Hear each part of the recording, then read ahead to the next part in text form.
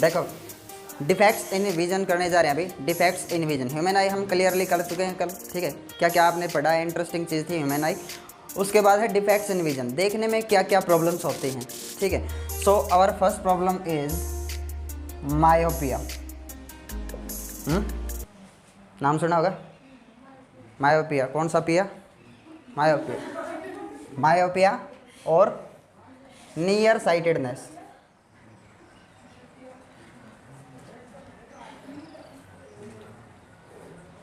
ठीक है, इसका दूसरा नाम नियर साइटेडनेस, ठीक है, या फिर क्या बोल सकते हो, शॉर्ट साइटेडनेस, ठीक है। एक ही बात है, नियर या साइट, नियर या शॉर्ट साइटेडनेस, ठीक है। सो मायोपिक आई क्या होती है? मायोपिक आई क्या होती है? मायोपिक आई में आदमी को दूर का नहीं दिखेगा, ठीक है। देखो आपको एक्चुअल में इसका हिंदी में भी नेम पता होना चाहिए। नियर साइटेडनेस यानी कि निकट दृष्टि रोग, निकट दृष्टि रोग, समझ गया बेटा, है ना। लग क्या रहा है, नाम से क्या लग रहा है आपको, क्या फील हो रहा है? निकट की दृष्टि में दोष है, लेकिन एक्चुअल में है क्या, इसको दूर का दिखाई नहीं देता। उल्टे हैं ये दोनों डिफेक्ट्स, इसलिए तो करवा रहा हूँ। नियर साइटेडनेस निकट दृष्टि रोग यानी कि इसको दूर का नहीं दिखाई देता, ठीक है। फार ऑब्जेक्ट्स को देखने में क्या है, ये अनेबल है, समझ में गया। उसी को क्या बोलते हैं, मायोपिक आई, ठीक है। दूसरा है हाइपरमेट्रोपिया। हाइपरमेट्रोपिया, जब पिया हाइपर हो जाता ना तो मेट्रोपिया बन गया, ठीक है। और इसको क्या बोलते हैं, फार साइटेडनेस।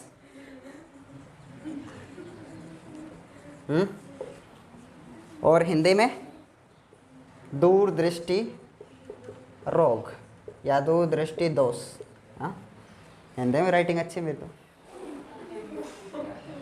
ठीक है, देख के अच्छा फील हुआ मेरे को।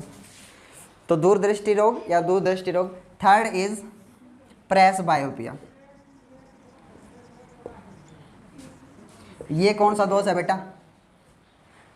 जब पिया बूढ़ा हो जाता है तो प्रेस बायोपिया, ठीक है। प्रेस बायोपिया ओल्ड एज बीमारी है बेटा, ओल्ड एज, ठीक है, यंग्स में नहीं होती है। देखो तीनों को बताऊंगा मैं कहाँ कहाँ होती है। पहले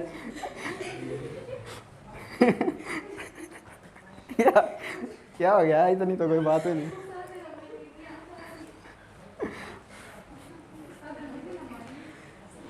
ठीक है, करें शुरू।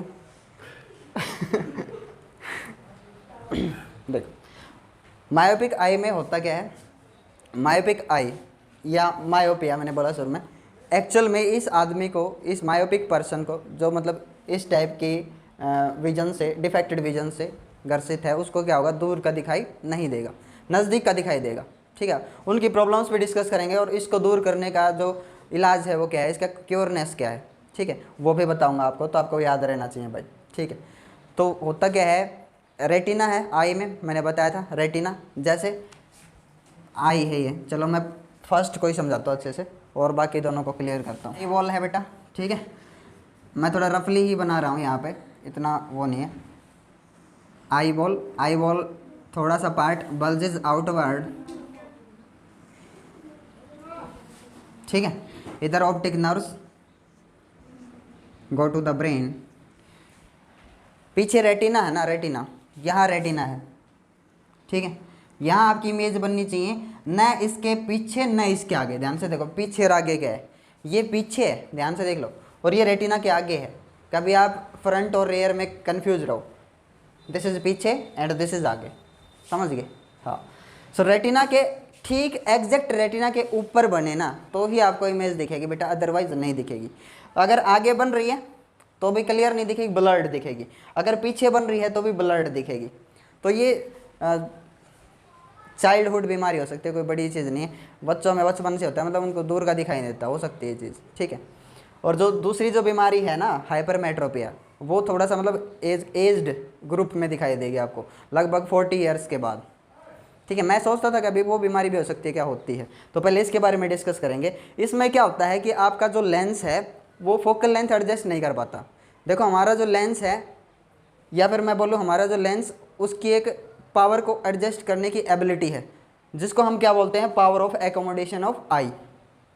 हमारी आई अपनी फोकल लेंथ, मतलब लेंस की क्या चेंज कर सकती है, फोकल लेंथ। सिलरी मसल्स उसको क्या कर सकती हैं, दबा सकती हैं, खींच सकती हैं, समझ में आ गया। तो उसके कारण जो लेंस है वो थोड़ा सा थिन भी हो सकता है और थोड़ा सा ये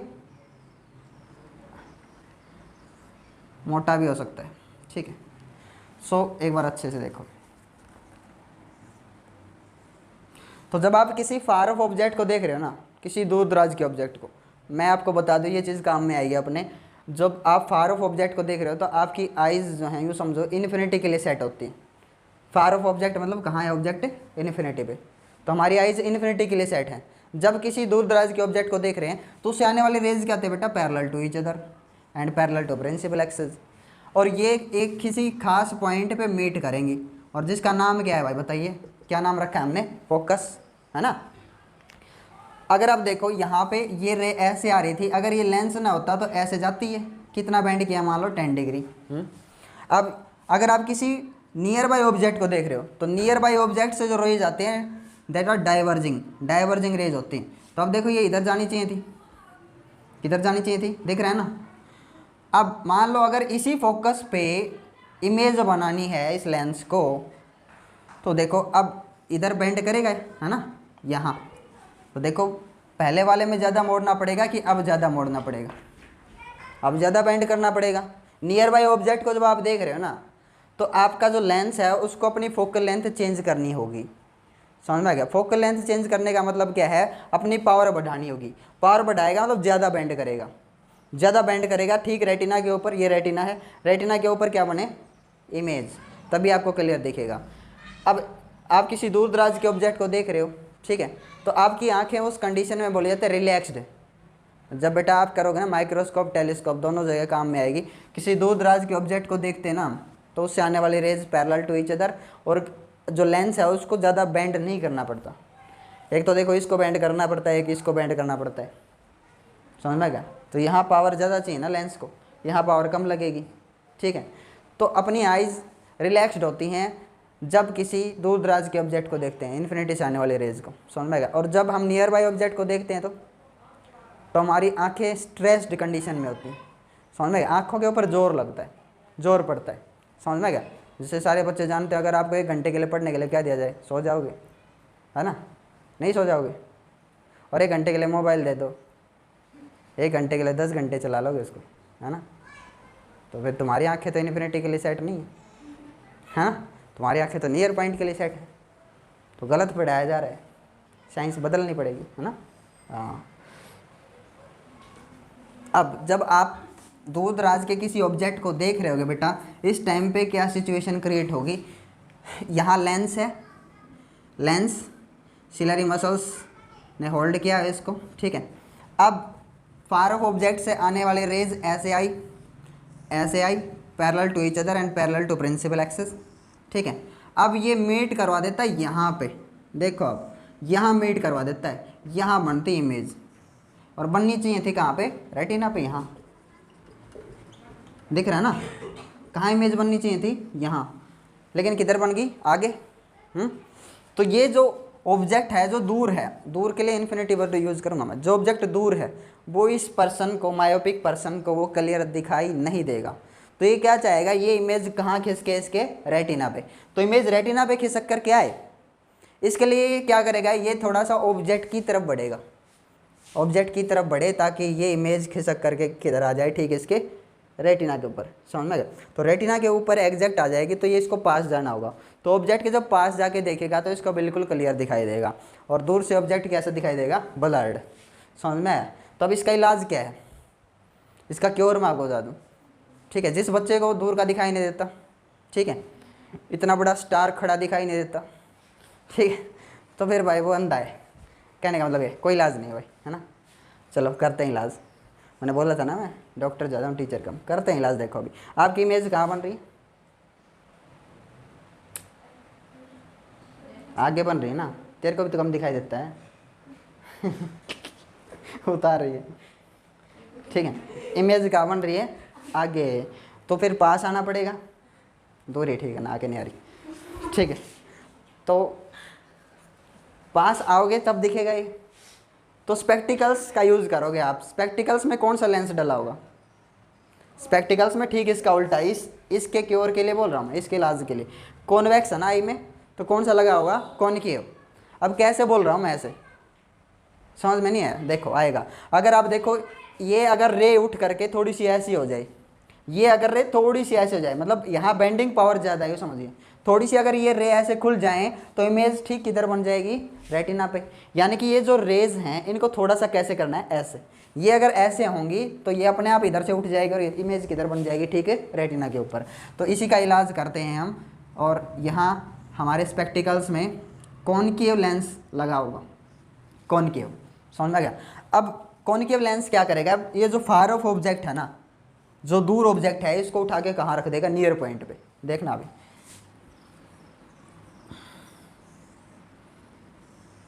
अब ये रेज को क्या करेगा? थोड़ा सा डाइवर्ज करेगा, पता है ना, याद है ये चीज़?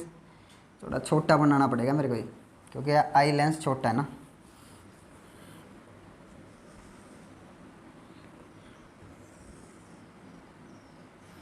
देखो भाई, ये लेंस क्या करेगा?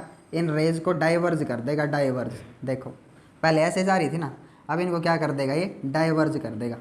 अब थोड़ा सा ऐसे कर दिए, अब ये ऐसे दबा दिए ना ये रे, ये रेज ऐसे दबा दिया है तो ये रेज उठ करके किधर बन जाएंगी? इधर इमेज बनेगी। जब डाइवर्ज कर दिया है, यहाँ से डाइवर्ज कर दिया है रेज को, तो अगर आप देखो रेज ब्रॉडर ब्रॉडर ब्रॉडर होती जा रही हैं, तो क्या होगा? बैक ट्रेसिंग में इमेज कहाँ बनेगी? इसके फोकस के ऊपर। इस लेंस का जो फोकस है ना, वर्चुअल फोकस है इसका। रियलिटी में तो मीट करेंगे नहीं, क्योंकि आगे चौड़ी होती जा रही है, तो किधर मीट करेंगे फिर? ये वर्चुअली। तो वर्चुअली यहाँ उठा लाता है ये जो ऑब्जेक्ट है अपना फार पॉइंट पे, इसको कहाँ उठा लाता है? नियर पॉइंट पे। और नियर पॉइंट पे इसको क्लियर दिखता है फिर वो ऑब्जेक्ट। समझ में? कॉनकेव लेंस लगाने के पीछे का एम ये है कि जो फार ऑफ ऑब्जेक्ट है उसको इस पर्सन के नियर पॉइंट पे उठा लाओ, और नियर पॉइंट पे वो ऑब्जेक्ट इसको क्लियरली दिख जाएगा, है ना? हो गया ना इलाज? अब इसकी इमेज यहाँ से थोड़ा सा ये रे ऐसे होगी, ऐसे होगी। अब इसकी इमेज ठीक कहाँ बन जाएगी? एग्जैक्ट रेटिना के ऊपर भाई। बस यहाँ इमेज बननी चाहिए, और यहाँ इमेज बनते ही क्लियर दिखेगा। समझ में? क्योर इलाज है ये। कोई दिक्कत हो तो बताओ। दिक्कत नहीं? आ गया समझ में?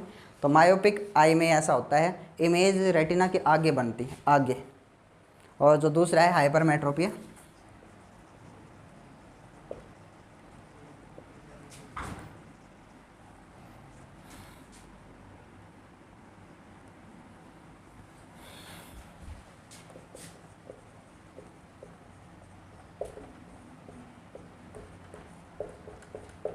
ठीक है।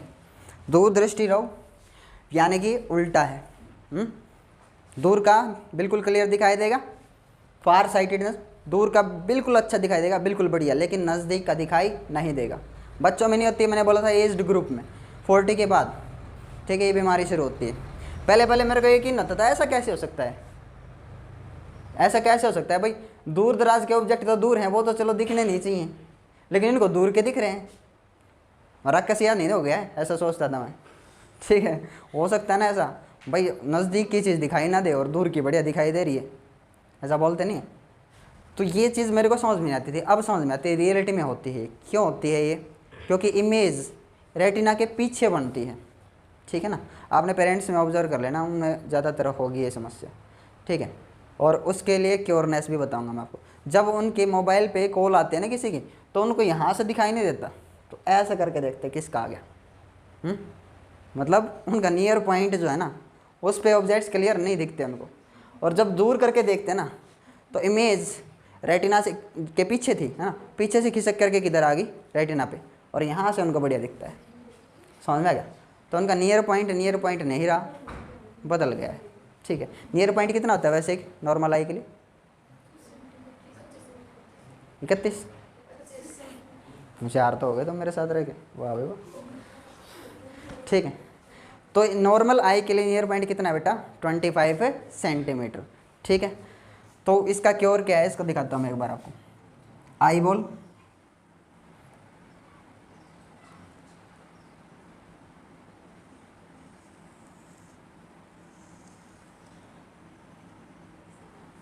ठीक है, ये आई बॉल है भाई, और यहाँ है कॉन्वेक्स लेंस,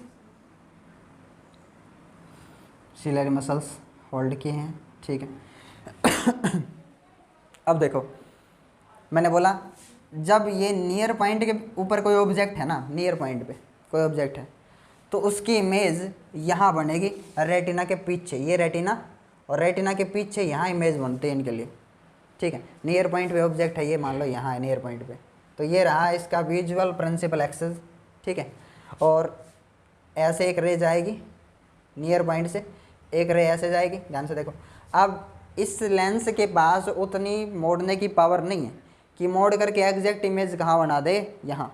मतलब सिलरी मसल्स हो सकता है ढंग से काम ना कर रही हूँ, ठीक है, या लेंस जो है वो थोड़ा सा हार्ड हो गया हो, जैसे जैसे एज बढ़ेगी लेंस में दिक्कत आएगी, लेंस थोड़ा सा हार्ड होता चला जाता है। वैसे मैंने बोला कैसा होता है, जेली लाइक, है ना। हाँ, तो जैसे जैसे एज बढ़ेगी उसके हिसाब से सिलरी मसल्स भी वीक हो जाती हैं, उसके कारण ये स्ट्रेच नहीं कर पाएंगे या कंप्रेस नहीं कर पाएंगे, इसको दबा नहीं पाएंगे, उसके कारण लेंस जो है अपनी पावर ऑफ एकोमोडेशन उसको एडजस्ट करने में उतनी एबिलिटी नहीं रहती इसके पास।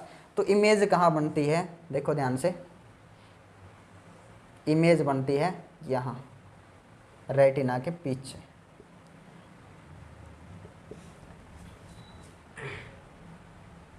यहाँ बनती है भाई इमेज, ठीक है। तो जब ये पर्सन देखता है, इसको क्लियर नहीं दिखता है तो इस ऑब्जेक्ट को जो यहाँ पे है नियर पॉइंट पे, इस ऑब्जेक्ट को ये थोड़ा सा दूर ले जाता है, दूर करके देखता है, तो इसकी इमेज रेटिना के पीछे से खिसक करके किधर आ जाती है, ठीक रेटिना पे, और इसको क्लियर दिखेगा। लेकिन फिर अगर नियर पॉइंट पे देखना हो तो, मगर आप देखो यहाँ, अगर यहाँ ही देखना हो, इसको मान लो इसी पॉइंट पे रखे हुए देखना हो, तो क्या लगाने पड़ेंगे, स्पेक्टिकल्स। और स्पेक्टिकल्स में कौन सा लेंस लगाओ, कॉन्वेक्स ही लगा हुआ। क्यों, क्योंकि इसकी थोड़ी सी पावर और हो जाए ना, क्योंकि पावर ऑफ कॉम्बिनेशन मैंने आपको पढ़ा रखा है, टोटल पावर क्या होती है P1 प्लस में P2, है ना। जो कॉनकेव जो था अपना कॉनकेव पिछले वाले में कॉनकेव, उसकी पावर क्या होती है, नेगेटिव, क्योंकि इसकी फोकल लेंथ किधर थी, लेफ्ट साइड, इसलिए उसकी पावर क्या होती है, नेगेटिव। तो आप पूछ लेना किसी बच्चे को दूर का दिखाई नहीं देता, उसके लिए बोलता है कि मेरे जो लेंसेज हैं स्पेक्टिकल्स में -2 के हैं, -3 के हैं, -4, ठीक है।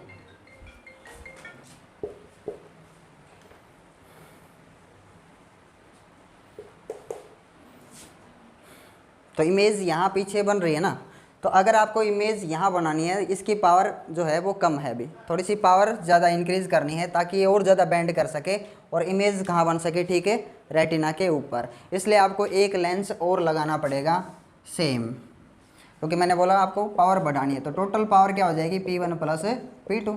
दोनों ही क्या हैं, कॉन्वेक्स लेंस, तो पावर क्या करेगी, इंक्रीज करेगी, क्योंकि दोनों की फोकल लेंथ किसकी है, प्लस की, इसलिए पावर क्या है, पॉजिटिव।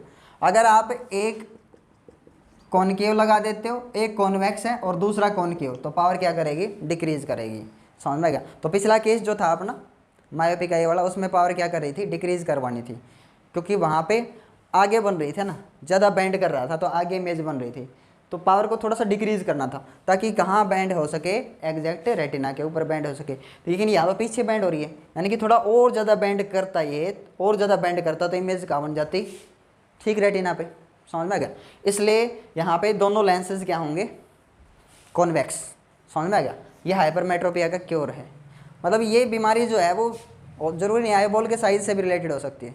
जो दोनों है मायोपिया और हाइपरमेट्रोपिया, वो दोनों हो सकता है किसी का आईबॉल का साइज छोटा हो और जो लेंस है नेचर ने वैसा ही डाल दिया, जिसकी फोकल लेंथ कितनी है, 2.5 सेंटीमीटर।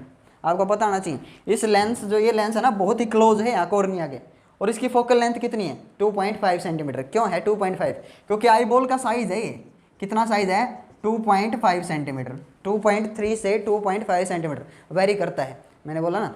तो हो सकता है किसी का आई बॉल का साइज बड़ा हो गया हो, तो बड़ा हो गया तो इमेज कहाँ बनेगी, यहाँ आगे, और किसी का आई बॉल का साइज छोटा हो गया तो इमेज कहाँ बनेगी, यहाँ, समझ में आ गया।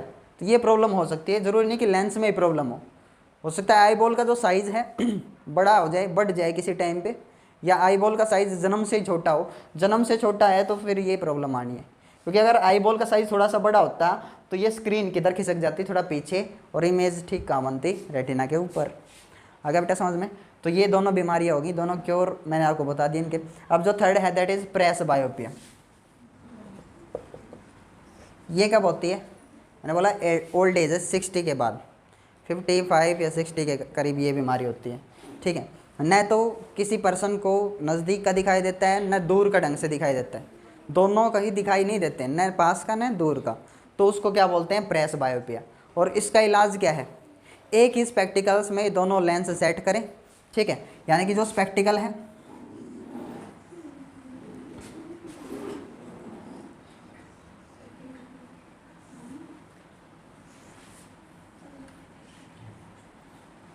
ले भाई, 1 नंबर का चश्मा बना दिया,